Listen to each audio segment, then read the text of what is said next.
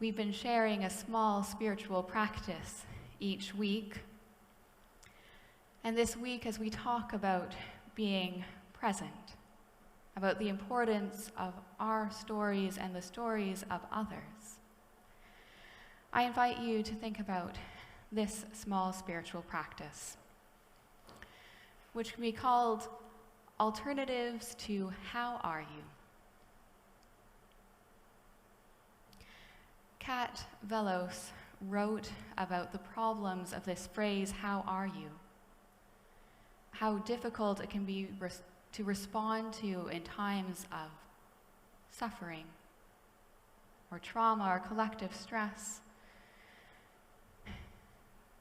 because it expects a short, happy answer.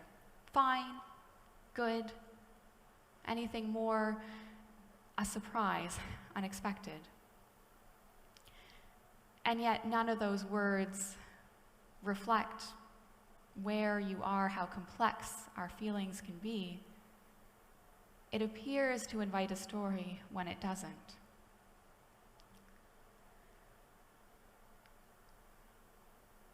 So as a small spiritual practice this week, you're invited to try not saying, how are you? And instead, using something else that acknowledges how difficult this time is in different ways for all of us.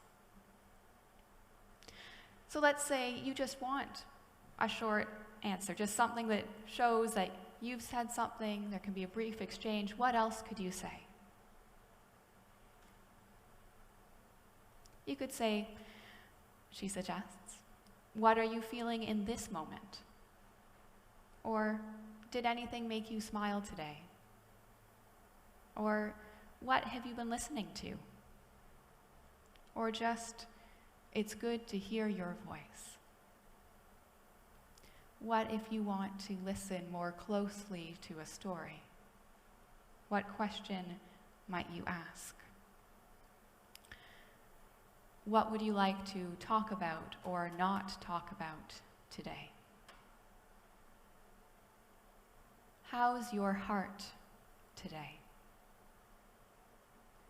Is there anything you need right now? Is there anything you'd love to talk about today? I care about you. I'm really glad we're friends.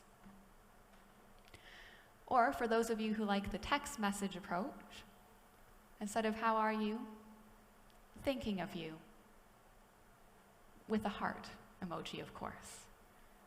Or sending you lots of love today. If you ever want to talk, I'm here. How can we move as much as possible? It's a bit instinctive. How can we move away from how are you into questions that invite stories? Show we're listening.